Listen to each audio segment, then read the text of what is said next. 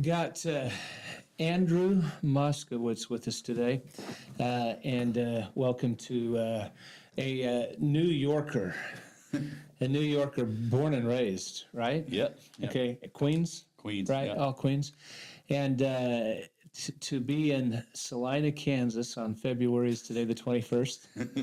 What do you think of Kansas? I might be moving over here, man. It's a real nice place. Yeah. I hear the taxes are much nicer too. Yeah, we're the best kept secret in the United States, kind of. Andrew's brought him in today for our disruptive technology meeting. Okay, I introduced him today as possibly one of maybe the most successful young man I know, 32 years old, and then this might be the best 5'7" basketball player I've ever seen. Okay, I don't know how tall is Spud Webb. No, he's 5'3". I think the best 5'9" basketball player ever was Isaiah Thomas on the Celtics. Yeah. But outside of him, I don't know. Chantel Borelli. I introduced you as being with Deep Green AI. Yep. Okay. What did you do before Deep Green AI? So that was my second company, the second technology company I ever founded with my partner. Before that, I had a Bitcoin mine, and same partner, we founded that company together. Mm-hmm. So while the in-between time before Deep Green, I was doing investment banking advisory for, private companies, public companies, just assisting in ways that I can assist them, on the business side or making introductions that that were necessary and possible. But when he came to me with Deep Green and said, hey, I have this idea that we were working on beforehand, I went all in with him because I just knew that something about it just seemed right. So that's why when I came and talked to you about it, we were already a couple of years in. We had the data to prove and, justify, just having conversations with people. Mm-hmm. Yeah. And so at one point in time, were you going to bring enterprise solutions to the public? Was that on the radar? Because you don't work for anybody else now, do you, in Deep Green AI? No. So we all what you've developed and what you're running with. Yeah, it's all the stuff that we developed in-house. And so what ended up happening was, and this is kind of like the confusion that some people ask me, like, they thought you did one thing and the other. So we do automated trading systems. We built that from the ground up. And we ended up having some clients that we did work with, family, friends, privates, and whatnot, who just said, hey, you're making me money, et cetera, but can you build software for us, like legitimate software? I'm like, well, yeah, that's our background. Mm-hmm. And so we ended up building all kinds of cool software for all kinds of different folks, building, Bitcoin ordinals, inscriptions, payment processing, and then we have a cybersecurity business. We took our talent and diversified it into other fields, and that kind of gives us that little competitive edge when it comes down to just making, algorithms and automated trading systems, because we kind of see where the market's at, because we're working in all kinds of sectors. Mm-hmm. Do only you and your partner own Deep Green AI? If that's not too personal, we can cut out anything. Adam has his own podcast. You can definitely talk to him. He's a fun guy. So it's myself, William, and Adam Callan. Okay. He's a cybersecurity professional. When the healthcare.gov thing happened, they called him in to come and fix it up for them. He's this 7'3" dude. MSNBC, whenever there's a major hack, they call him to talk about cybersecurity related activities.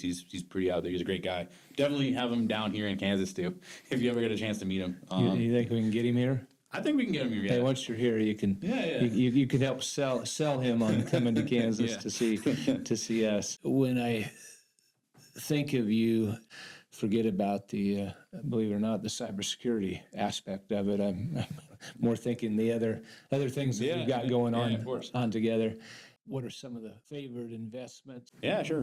Deep Green is one. Obviously, we've mentioned it's a favorite of mine. Pretty much a big fan of StreamX as well, gold tokenization platform. Frank Juster is a big backer of ours. We also have Sean Rose and Matthew August. Henry and Morgan are also, CEO and co-chairman. So we built a really good technology stack that allows you to tokenize gold and create a gold dividend, so to speak, that holders can get. And, this yielding function that's out there isn't actually being done on a real basis. So when you look at crypto as a whole, when you see these different tokens, these different chains doing liquidity pools, creating more of itself, when the markets are up, everyone's having a good time. When the markets are down, you're just creating more token that's worthless. So for us, we figured out a pretty nice mechanism where we're able to lease the gold. We're able to vault the gold, tokenize the gold. So when the holder says, I no longer want to hold any more tokens, I want the physical asset, we can go send it back to them and they get their physical yield. And that's powerful. I don't think anyone out there in the game is doing this specific thing. I know there's Tether and I know there's Pax Gold, and I'm not throwing shade. They're doing good stuff there, but they're not doing this very specific part because they don't have the backing of some of the gold community that we have the backing of, because we have access to certain players in the space. Not to say that they can't do it, but we're the first ones to do it. That is awesome. What, so if you're 32 years old, okay, when did you graduate college? I presume it 21 or 20 or 2016, yeah. 2016.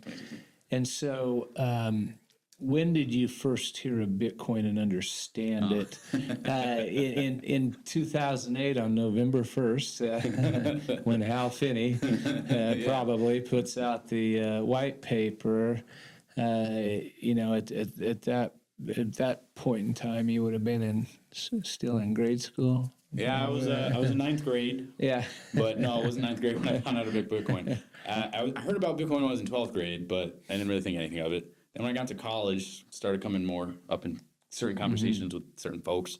And then, like, let's call it my sophomore year in college, first experience with the Silk Road, 2011, 2012. A buddy of mine was like, hey, man, you could use this internet money and buy stuff with it. And I'm just like, what the hell are you talking about? You know, and so I go check out this website. You know, you have to use a Tor and all these, you know, all that stuff. I don't want to get into all the ramifications, but the point is, you start looking at these things and you start to realize, like, there's something there. But as a college kid, you know, I wasn't like hoarding all kinds of cash and make all these types of investments. Right. I wasn't looking at it in that perspective. I was like looking at it from a utility perspective. It was like, hey, this thing can actually work. This thing is cool. And then every year we had one friend of ours that, you know, he does very well for himself. He's a head engineer at Bloomberg, and he's just like, oh man, we're using this to buy all kinds of dumb things. Like, this is not going to be anything. Like, why invest? Why buy this? And then finally, when I graduated college, I was like, I got to do something in this crypto space. Graduated school, fast forward a little bit, about a year later, I'm already mining different currencies, and then I started my Bitcoin mine because I realized, like, my friend's a smart dude, but you can be as smart as you want, but you can always miss something. And that's what I felt. He was always missing some angle, something, somewhere. And turns out I was more vindicated than he was because I had the conviction to really just go into it and stick with it, despite the ups and downs. And that's kind of why I go back to Deep Green. I built something that, learning my experience from mining, which is a highly capital intensive environment, something that you could create that gets you more Bitcoin without having to put up the capital or the collateral to get more machines and doing all the data processors, data processing centers, et cetera. And so that's why I stay in the space, and that's why I play in it. You were at our meeting today where you got to speak on behalf or be on a panel for the Redneck Yacht Fund. You want to talk about anything else you have going as far as privates or publics? Yeah, and this is not investment advice. Okay? No. So don't come see us and we can. I do love one of the companies I'm on the board of, LifeRx. It's a great company, but very much so, and I want to make sure that I angle this the right way and say this the right way. But, you know, a company that really cares about their patients, a company that does the right thing compliantly, and, you know, the market sees that. You know, when people look up our company, LifeRx, they see that our scores are above 4.5. They're 4.8, 4.9 for user feedback for a reason, because we make sure that every step of the process, every step of the way, it's done correctly with regard to helping our patients with whatever medication that they're looking to get. That's one of the companies that I'm very excited to be a part of and working on, because I think that, you know, a healthcare company, a telehealth company that really cares about its patients is something that's definitely necessary and something that definitely is needed in the space. And there's definitely a human touch with it, because, again, these other companies, you're not going to get a real person to pick up the phone and talk to you about whatever it is that's going on and to help assist you with whatever you need as a patient. So that's a company that I'm very excited about, because it's disruptive in one hand with the technology that they have built. And it's disruptive on the other hand because, you know, with all this ingenuity with AI, it's nice to have a human touch. Andrew, I appreciate it. Absolutely. Thanks for being with us today. Talk to you Thank you, soon.